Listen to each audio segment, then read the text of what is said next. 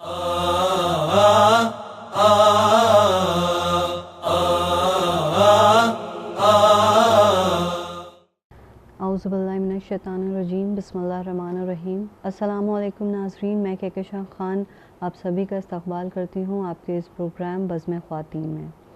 नाज़रीन, जैसा कि आप सभी जानते हैं कि अय्याम अज़ा शुरू हो चुकी है और चारों तरफ स्याह कपड़े, आहो बुखा, यही सब मंज़र है। और जब भी हमारे जहन में करबला का ज़िक्र या करबला का लफ्ज़ आता है तो एक अजीब सा माहौल, एक अजीब से हम लोग दुनिया में पहुंच जाते हैं करबला को याद करके। आज इन्हीं सब मौजू पे गुफ्तगू करने के लिए हमने अपने स्टूडियो में ज़हमत दी है मोहतरमा डॉक्टर फ़रहत नादिर रिज़वी साहिबा को, जो कि आज हमसे इन सब बातों पर गुफ्तगू करेंगी। आइए उनका इस्तक़बाल करते हैं। अस्सलामु अलैकुम। वालेकुम अस्सलाम। नाज़रीन, हम आपको बताना चाहेंगे कि आप मीर अनीस के मरसियों पे आपकी किताब भी पब्लिक में आम हो चुकी है और आप कहानी गो भी हैं। तो आइए अब हम उनसे कुछ अपने मौजू पर गुफ्तगू करते हैं। मोहतरमा, सबसे पहले हम आपसे पूछना चाहेंगे कि जैसे हम लोगों का जब अय्याम अज़ा शुरू होते हैं तो जो करबला का लफ्ज़ सबके जहन में आता है तो अजीब सा गमगीरा माहौल सबके दिमाग में रहता है। तो आप हमारे नाज़रीन को किस तरह करबला, किस नज़रिए से आप देखती हैं, किस तरह आप बताएंगी कि करबला क्या है? करबला एक बहुत बड़ी क़ुरबानी का नाम है और हम जानते हैं कि कोई भी क़ुरबानी किसी मकसद के तहत दी जाती है, बेमकसद नहीं दी जाती है।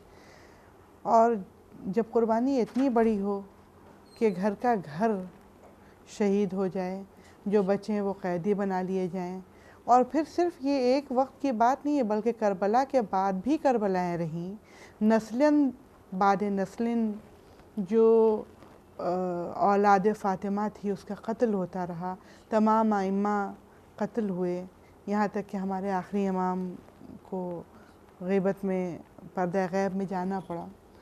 तो ये करबला सिर्फ करबला तक महदूद नहीं थी बल्कि उसका सिलसिला उसके आगे भी रहा। तो ये मुसलसल क़ुरबानियों का जो सिलसिला रहा ये बेमकसद नहीं था। करबला नज़रियात की जंग थी।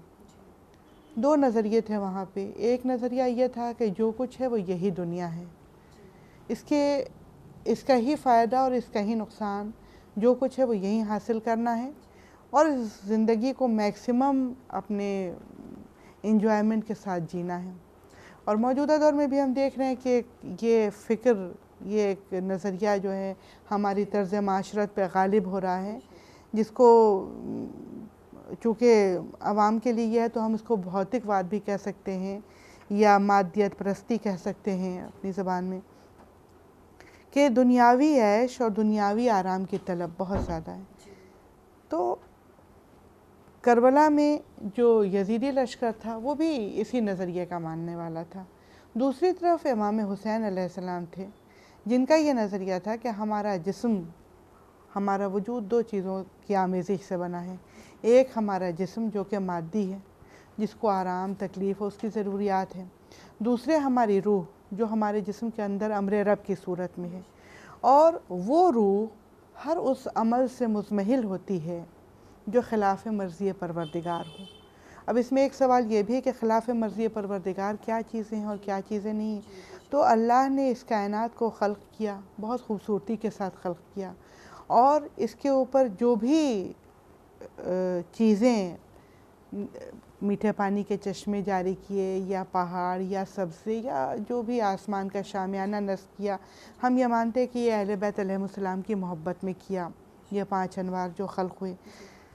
लेकिन अगर हम एक आम इंसान के लिए बात करें कि जो आइम्मा अहले बैत को नहीं मानता है, जो मुसलमान भी नहीं है, तो हम ये कह सकते हैं कि इलाही मकसद ये है कि ये कायनात जो नहायत खूबसूरत है, ये बज़्म जो बहुत खूबसूरती के साथ आरास्ता की गई है, इसमें कोई भी फ़र्द कोई ऐसा अमल ना करे कि जो इसके निज़ाम फ़ितरी को میں رخنہ اندازی پیدا کرے.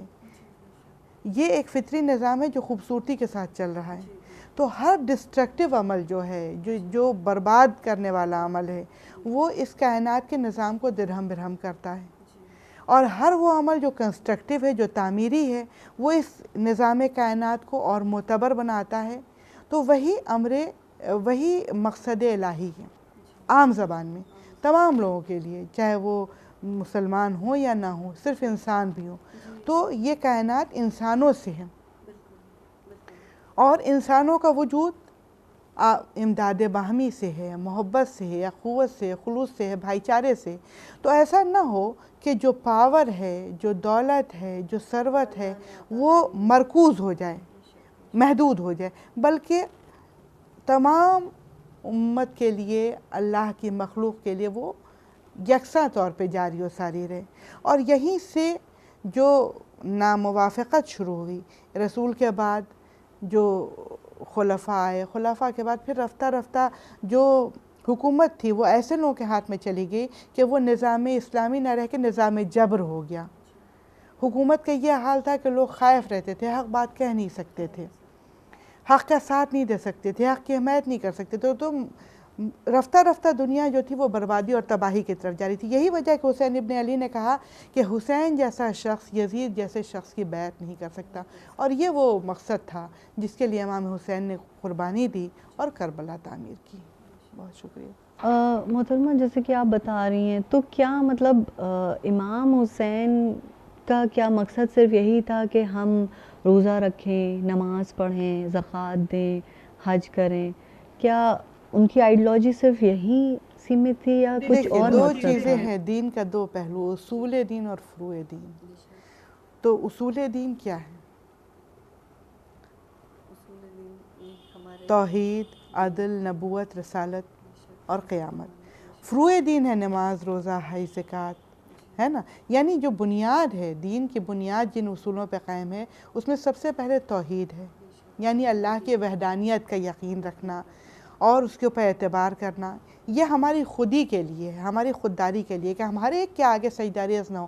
ہم اس بات پہ یقین رکھیں کہ تمام فائدے اور تمام نقصانات من جانب اللہ ہیں، اور اللہ چونکہ ارحم الراحمین ہے تو نقصانات ہو ہی نہیں سکتے.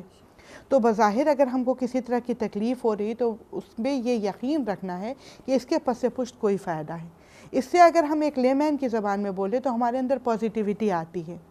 حالات تو اپنے جیسے ہیں، دنیا میں نشیب و فراز ہیں، اگر عروج ہے تو زوال بھی ہے، بلندی ہے تو پستی بھی، اجالا ہے تو اندھیرا بھی ہے. یہ تو فطرت ہے، یہ قانون فطرت ہے جس سے ہر ذی روح کو گزرنا ہے. تو اگر ہمارے اندر پازیٹیوٹی ہے اور ہم یہ محسوس کر رہے ہیں کہ یہ جو صورتحال ہے یہ اللہ نے ہمارے امتحان کے لیے رکھی ہے اور ہر تکلیف کے بعد ایک آرام ہے، تو ہم زیادہ قوت اور زیادہ توانائی کے ساتھ اس کے اگینسٹ فائٹ کریں گے.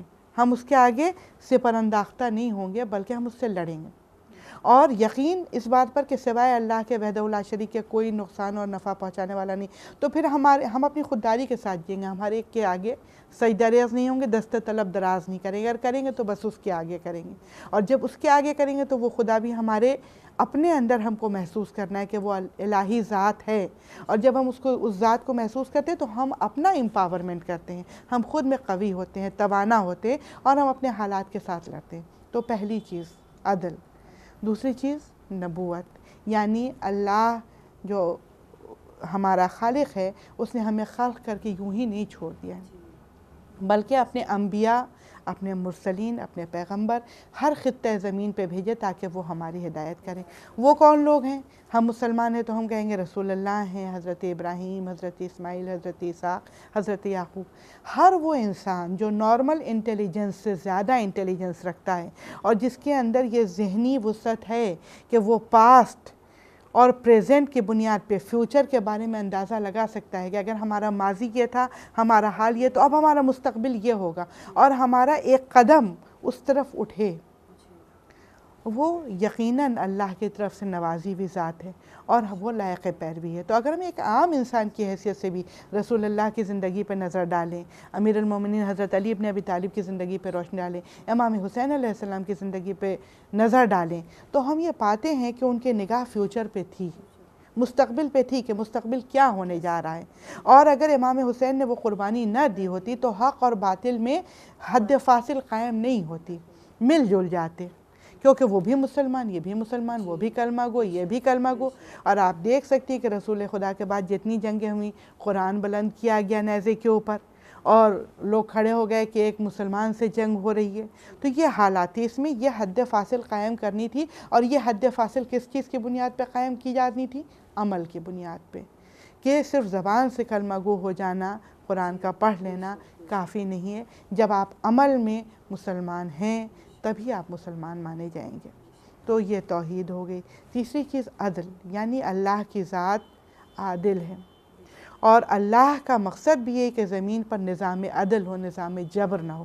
تو حسین کی جنگ, حسین کی جو لڑائی تھی وہ کسی حکومت کے لیے نہیں تھی, کسی دولت کے لیے نہیں تھی, اپنے کسی ذاتی مفاد کے لیے نہیں تھی, اس نظام عدل کے قیام کے لیے تھی, کیونکہ اس وقت جو نظام تھا وہ نظام جبر تھا. تو اگر حسین اپنی قربانی نہ دیتے اور اس نظام جبر کو بے نقاب نہ کرتے تو رہتی دنیا تک آپ نہیں سمجھ پاتے کہ حق کیا ہے اور باطل کیا, اور جہاں حالات سخت ہوتے آپ سے پرانداختہ ہو جاتے کہ بھائی یہ تو اتنی مشکل حالات ہیں, ہم اس میں حق گوئی کیسے کر سکتے ہیں, حق کا ساتھ کیسے دے سکتے ہیں. تو حسین نے کر کے دکھا دیا کہ دیکھو کوئی مشکل نہیں ہوتی ہے, بس تمہارے اندر صبر و استقلال ہونا چاہیے, حق کی حمایت کا جذبہ ہونا چاہیے. تو یہ اصول دین ہیں جن میں توحید ہے, نبوت ہے, عدل ہے, رسالت ہے اور قیامت ہے. تو یہ ان چیزوں پہ قیامت ایک بہت ہی اہم موضوع ہے, بہت اہم محرک ہے جو ہمیں اپنی زندگی میں حق سے ڈیویٹ ہونے سے روکتا ہے. یعنی یوم حساب ایک دن ہوگا کہ جب ہمیں اپنا ایک سوال نامہ ہمارے سامنے ہوگا اور ہمیں جواب دینا ہوگا کہ ہم نے زندگی کے کس موڑ پہ کیا کیا. تو جب ہم اس بات کا احساس کرتے ہیں کہ ایک اسٹوڈنٹ ہے, وہ ایڈمیشن لیتا ہے, اس کو یہ معلوم ہے کہ امتحان میں سختی ہوگی, تو وہ ہر دن کا اپنا کام ٹھیک سے کرتا ہے. تو ہمیں اپنی زندگی صحیح ڈھنگ سے گزارنی ہے تاکہ محشر کے دن ہم اللہ کے سامنے سرخرو رہیں. تو یہ تھی امام حسین کی قربانی, اور اس کا مقصد روزہ, نماز, اور وہ فروع دین ہے جو آپ کی ظاہری زندگی کو ایک پیٹرن دیتا ہے, ریگولیٹ کرتا ہے, لیکن مقصد اس کا اصول دین کا قیام ہے. تو یہ بہت ضروری چیز ہے.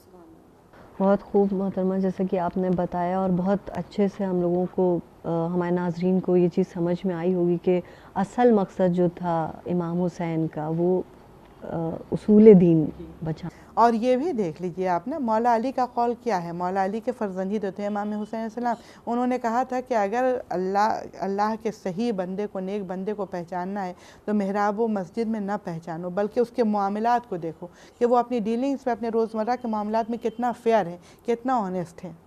تو اگر وہ اپنے معاملات میں صحیح ہے تو وہ ایک صحیح انسان ہے. تو آج کے دور میں تو مذہبی ریاکاری سب سے زیادہ نظر آتی ہے. جس کے پاس جتنا بڑا چوغا, جتنا بڑا امامہ اور جتنا بڑا ٹیکا ہے, وہ اتنا بڑا داخلی طور پہ ریاکار انسان ہے.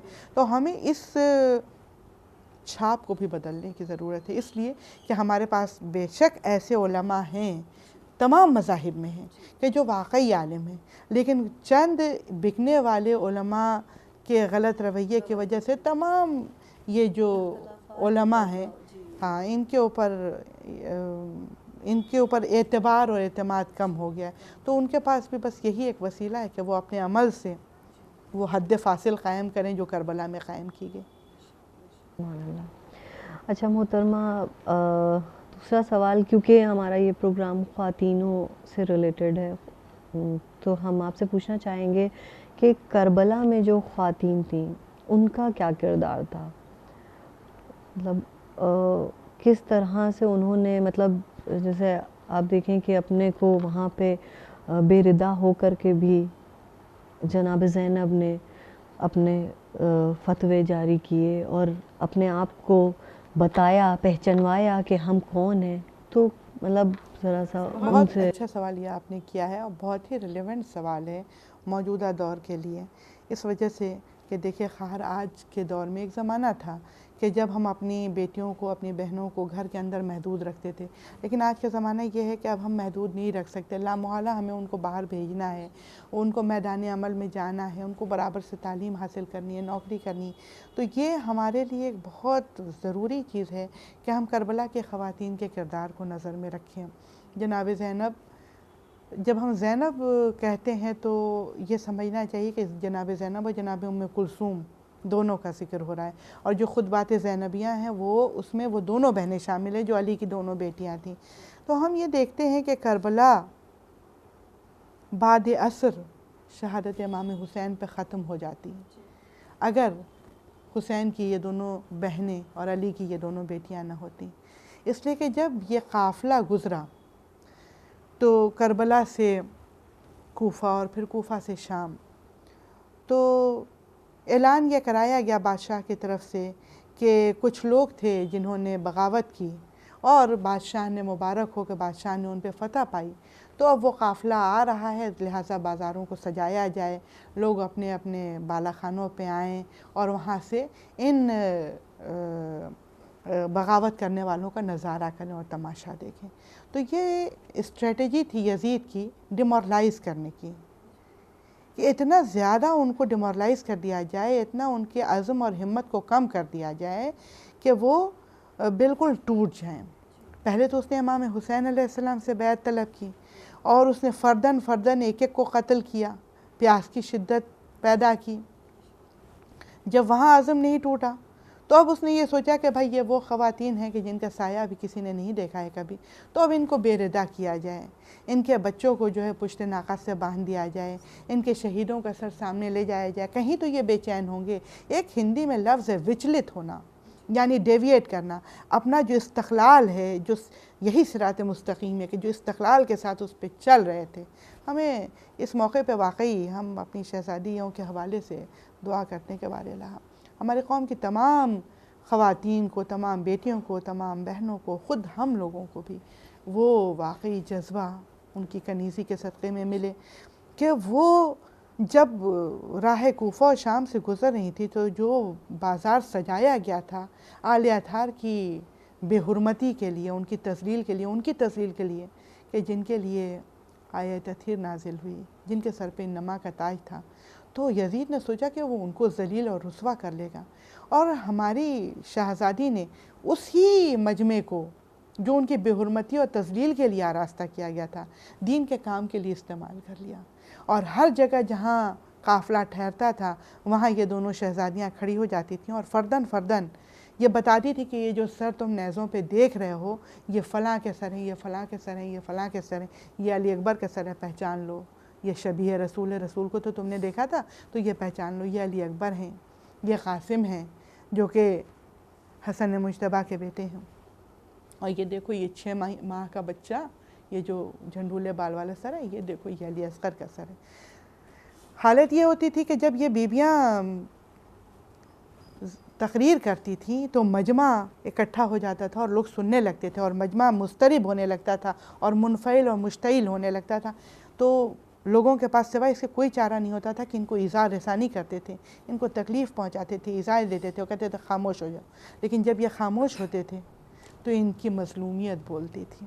یہ قرآن ناطق ہے نا، تو یہ خاموش ہے تو بھی بول رہا ہے، ان کی مظلومیت پکار کے کہتی تھی کہ جو چپ رہے گی زبان خنجر لہو پکارے گا آستین کا۔ تو کربلا سے شام تک کا سفر جو ان شہزادیوں نے طے کیا، اور اس کے بعد بھی ایک دونوں بہنوں کو الگ الگ کر دیا یزید نے، کیونکہ یہ دونوں بہنیں یکساں ہو کے یکجا ہو کے جب ذکر حسین کرتی تھیں اور مجلس عزا برپا کرتی تھیں تو ایک ہنگامہ ان کی مظلومیت کی وجہ سے پیدا ہوتا تھا، اور ایک خلفشار پیدا ہوتا تھا، ایک سیاسی انتشار کی فضا پیدا ہوتی تھی۔ تو یزید نے یہ کیا کہ دونوں بہنوں کو، ایک کو دمشق اور ایک کو شام، الگ الگ کر دیا، لیکن یہ بھی کام اس کو بھی انہوں نے اکارڈنگلی یوز کیا اور مقصد حسینی کو پہچنوایا، اور یہ سمجھا کہ ہم لوگوں کو الگ کیا گیا تو یہ اللہ کا مقصد ہے، یہ یزید کا مقصد نہیں ہے، یہ اللہ کا مقصد ہے، یہ الہی مقصد ہے کہ حسین کا ذکر اب ایک ساتھ بیک وقت 2 جگہ ہو۔ تو یہ ٹارگیٹڈ رہنے کی وجہ سے ہے، کہ جو بھی سچویشن ہمارے سامنے آئے، کربلا کی خواتین کا یہ کردار ہے، جو بھی سچویشن ہمارے سامنے آئے، ہم اگر اپنے ہدف پہ نگاہ رکھے ہوئے، ہمارا مقصد ہمارے سامنے زندہ اور تابندہ ہے، تو اس سچویشن کو ہم اپنی ضرورت کے حساب سے اکارڈنگلی یوز کرنے کی صلاحیت پہ قادر ہوں۔ اور ہر سچویشن میں یہ صفت ہوتی ہے، یہ آپ پہ منحصر ہے، یہ آپ پہ ڈیپینڈ کرتا ہے کہ آپ اس سچویشن کے ساتھ کس طرح سے انٹریکٹ کر رہے ہیں۔ آپ مضمحل ہو جا رہے ہیں، منفعل ہو جا رہے ہیں، آپ کے حوصلے ٹوٹ جا رہے ہیں، یا آپ اور زیادہ حوصلے کے ساتھ آپ اپنی قوت دفاع کا استعمال کر رہے ہیں۔ اور اللہ نے یہ ہمارے اندر دیا ہے، ہمارے اندر یہ تمام صفات موجود ہیں، اور سب سے بڑھ کے ہمارے سامنے کربلا ہے۔ اس سے زیادہ بہترین نمونہ عمل ہر فرد کے لیے، ہر عمر کے لوگوں کے لیے، مرد، عورت، بچے، بوڑھے، سب کے لیے اور کچھ نہیں ہو سکتا۔ اچھا، تو جیسے کہ آپ بتا رہی ہیں کہ جناب زینب، ام کلثوم الگ الگ کر دیے جانے کے باوجود اپنے مطلب مقصد سے ہٹی نہیں، اپنے مشن پہ ڈٹی رہیں۔ ہم آج کل کے جیسے خواتینوں کو دیکھتے ہیں، اکثر مطلب یہ ہوتا ہے کہ بہت جلدی گیو اپ کر دیتی ہیں، ذرا سی مشکلات سامنے آئی تو بھی ہار مان لی، اور یا بہانہ ایک ہو جاتا ہے کہ ہم تو جسمانی بہت کمزور ہیں۔ یہ اس طرح کے اکثر مسئلے ہم لوگوں کے سامنے آ جاتے ہیں۔ تو کس طرح جب جناب زینب، باقی پورا گھرانہ آپ کا، امام حسین کا، 3 دن کی بھوک پیاس کے باوجود، اتنی مظلومیت اٹھانے کے باوجود، وہ اپنے مقصد پہ ڈٹے رہے، قائم رہے، اور مقصد حسین دنیا تک پہنچایا، تو کس طرح ہم اس بات کو بہت خیر، آپ نے بہت ہی اچھا، بہت ریلیونٹ سوال کیا ہے، کیونکہ عام طور پر یہ کہا جاتا ہے کہ عورت جو ہے وہ جسمانی طور پہ نازک ہے، کمزور ہے۔ بے شک خلقاً ہے کمزور، لیکن میں یہ سمجھتی ہوں کہ جسم بعد میں آتا ہے، پہلے تو ذہن ہے، اور ذہن ہی کمانڈ کرتا ہے جسم پہ۔ تو اگر آپ کے اندر قوت ارادی مضبوط ہے، آپ کے ارادے مضبوط ہیں، قوت استقلال ہے، آپ ثابت قدم ہے، تو پھر آپ اپنی جسمانی کمزوریوں پہ بھی عبور حاصل کر سکتی ہیں اور ان کو کمانڈ کر سکتی ہیں۔ اس لیے کہ دیکھیے، جہاں تک کہ کربلا کا تعلق ہے، تو کربلا بس یوں ہی نہیں ہے، بلکہ کربلا میں ہر ایک قدم، ہر ایک سانس، ہر ایک عمل، ہر ایک لفظ ہمارے لیے ایک ہدایت ہے، ایک مینار نور ہے، جس سے ہمیں اپنی زندگی کے ہر ایک دن کو سنوارنے کی ضرورت ہے۔ ایسا نہیں کہ صرف 2 مہینہ 10 دن ہم نے ذکر کر لیا اور بات ختم، پھر تو کربلا کا مقصد ہی فوت ہو جائے گا۔ اور زندگی ہر سانس ایک جہاد ہے، ایک جہاد مسلسل ہے، ایک جد و جہد پہم ہے، اور ہم سے جو سوال ہوگا، جو ہم سے پرسش ہوگی، نماز، روزے، حج اور زکوٰۃ کی پرسش تو بعد میں ہوگی۔ سب سے پہلی پرسش یہ ہوگی کہ حق العباد ہم نے کتنا ادا کیا، یعنی اللہ کے بندوں کا حق جو ہم پہ عائد کیا گیا، اللہ بھی ان کو بحل نہیں کرے گا۔ جس کا حق ہم پہ ہوگا وہ بحل کرنا چاہے تو کرے، اللہ نہیں بحل کرے گا، اللہ نہیں معاف کرے گا۔ نماز، روزہ، حج اور زکوٰۃ تو ایک مرتبہ اس کی رحمت سے ہم یہ سمجھتے ہیں کہ وہ شاید کر دے، لیکن یہ حق العباد کی بہت سخت باس پرس ہوگی۔ تو جب ہم ایک لڑکی جیسے جیسے بڑی ہوتی ہے، ہم لڑکیوں کے حوالے سے بات کریں گے، ماں باپ کے گھر میں ہوتی ہے تو اس کے اوپر اس کے ماں اور باپ کے حقوق ہوتے ہیں، جو اس کی پرورش کر رہے ہیں، اس کا تحفظ کر رہے ہیں، اس کو تعلیم دے رہے ہیں۔ پھر جب وہ اپنے سسرال میں جاتی ہے، اس کے اوپر اس کے شوہر کا، اس کے سسرال کا، پھر اس کی اولادیں ہوتی ہیں، ان کا حق ہوتا ہے۔ تو ایسے میں اپنی جسمانی ناتوانی کا بہانہ کر کے اور گیو اپ کرنا اپنی ذمہ داریوں سے ٹھیک نہیں ہے۔ اس لیے کہ جب ہم دیکھتے ہیں کہ جناب زینب اور جناب ام کلثوم کے کردار کو، کہ 3 دن کی پیاس تھی، بھوک تھی، جو کچھ کھانا تھا، پانی تھا، وہ بچوں ہی کے لیے ناکافی تھا، تو بڑوں کو کہاں سے ملتا۔ امام حسین نے جب تمام قربانیاں دے لیں، تو جب وہ گھوڑے پہ سوار ہونے جا رہے تھے، تو اس وقت ایک سہارے کی، ایک مدد کی ضرورت ہوتی ہے، کیونکہ گھوڑے پہ بغیر کسی کی مدد اور سہارے کے سوار نہیں ہوا جا سکتا۔ تو حسب عادت اپنے بھائی تو تھے نہیں، جناب عباس کی شہادت ہو چکی تھی، تو ایک بار داہنے دیکھا، ایک بار بائیں دیکھا۔ جناب زینب سمجھ گئیں کہ بھائی کیا دیکھ رہے ہیں، کیا چاہ رہے ہیں۔ جناب زینب آگے بڑھیں، انہوں نے کہا کہ بھائی اس وقت تم کو زینب سوار کرائے گی، سہارا دے گی۔ اور اس بھوک اور پیاس کے عالم میں جناب زینب نے بڑے صبر اور استقلال اور تحمل کے ساتھ اور بڑے عزم اور حوصلے کے ساتھ اپنے بھائی کو خود گھوڑے پہ سوار کیا۔ ان کو معلوم تھا کہ یہ خاندان رسالت کا آخری فرد ہے سوائے ایک بیٹے کے، جو زین العابدین سید سجاد، جو کہ بیمار ہے غش کی حالت میں۔ یہ گھر کا آخری فرد ہے مرد کی صورت میں، اور اب یہ جا رہا اور یہ آئے گا نہیں واپس۔ تو آئے گا نہیں واپس، تو اب اس کے بعد زینب نہیں ہے، زینب اب حسین ہے۔ اور اس کی ابتدا حسین کی رخصت کے وقت سے ہو چکی کہ زینب نے خود حسین کو سوار کرایا۔ یہی نہیں، جب علی اکبر کی لاش لا رہے تھے امام حسین علیہ السلام، اس وقت بھی جناب زینب نے بنی ہاشم کے بچوں کو یکجا کیا اور کہا کہ چلو اب اس وقت حسین کی مدد کا وقت ہے اور کوئی اس کا مددگار نہیں ہے، ہم لوگ مل کے جوان بیٹے کی لاش نہیں اٹھے گی، ہم لوگ لے کے آتے ہیں۔ پھر جب خیموں میں آگ لگا دی گئی، کون تھا جو مدد کرتا؟ کچھ بچے، کچھ اجڑی ہوئی عورتیں، ایک بیمار جو اپنے سے چل سکتے تھے وہ چل کے بھاگ کے دوڑ کے جلتے ہوئے خیمے سے نکل گئے۔ اب تمام خیمے جل رہے ہیں، ایک عورت نہایت بے چینی کے عالم میں ہر خیمے میں جاتی ہے اور باہر آتی ہے، اور لوگوں نے یہ دیکھا کہ وہ اپنی پشت پہ کوئی سامان جیسے مزدور سامان ڈھوتا ہے اس طرح کچھ اٹھا کے لا رہی ہے۔ تو وہ کیا تھا؟ وہ زینب تھیں کہ جو امام وقت کو، جو کہ غشی کے عالم میں تھے، اپنی پشت پہ اٹھا کے لے کے آ رہی تھیں۔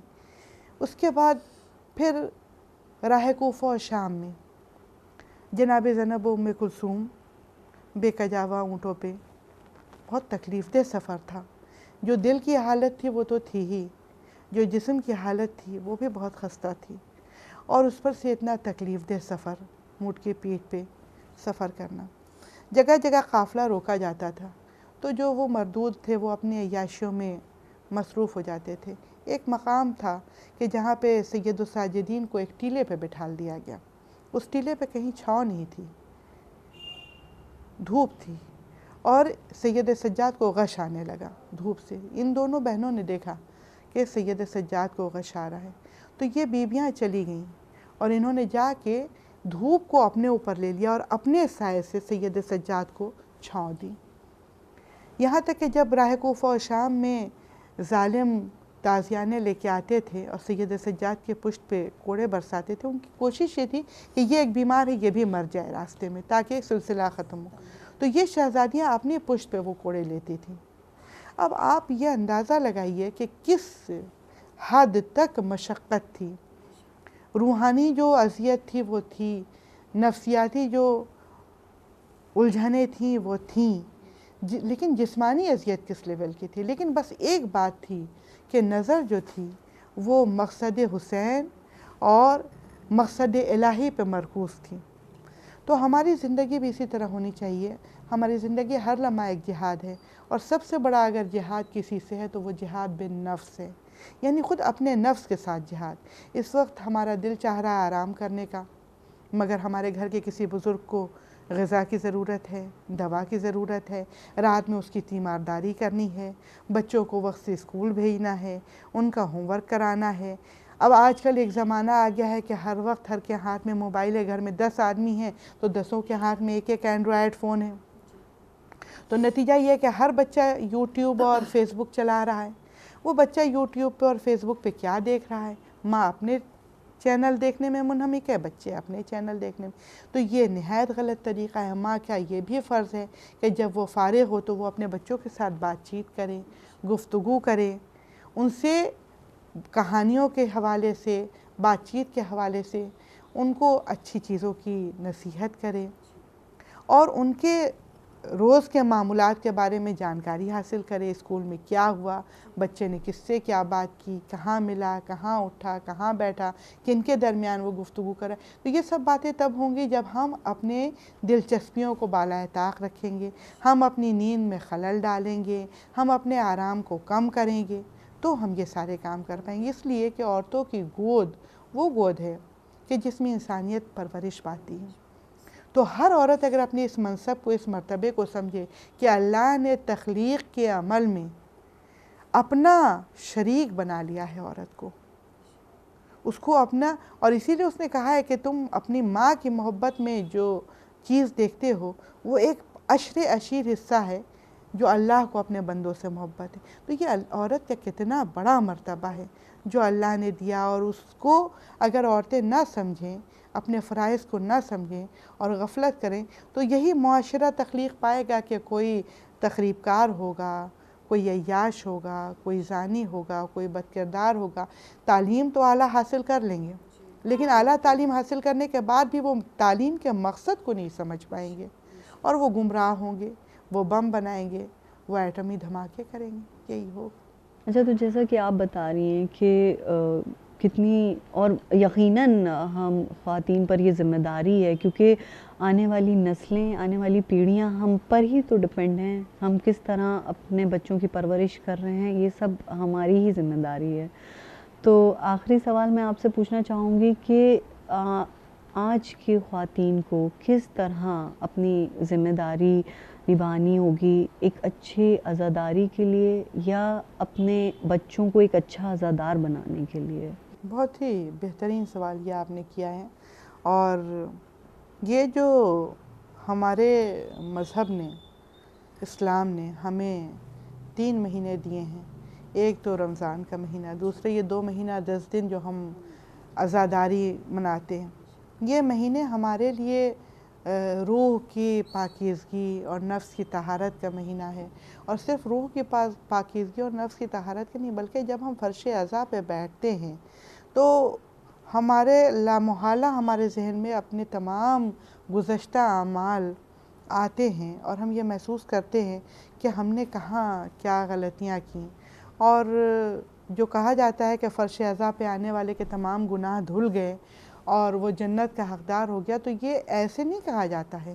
یہ واقعی علاماتی بات ہے. اس کو سمجھنا چاہیے کہ جب ہم کسی مرض کی تشخیص کر لیتے ہیں، ہم جانتے ہیں کہ ہم کو یہ مرض ہو گیا ہے، تو ہم فوراً اس کے علاج کی فکر کرتے ہیں. لیکن جب تک ہمیں پتہ نہیں چلتا ہے کہ ہمیں کوئی مرض ہوا ہے، تب تک وہ مرض ہمارے جسم میں پھیلتا رہتا ہے. تو یہ فرش عزا جو ہے، یہ فرش شفا ہے.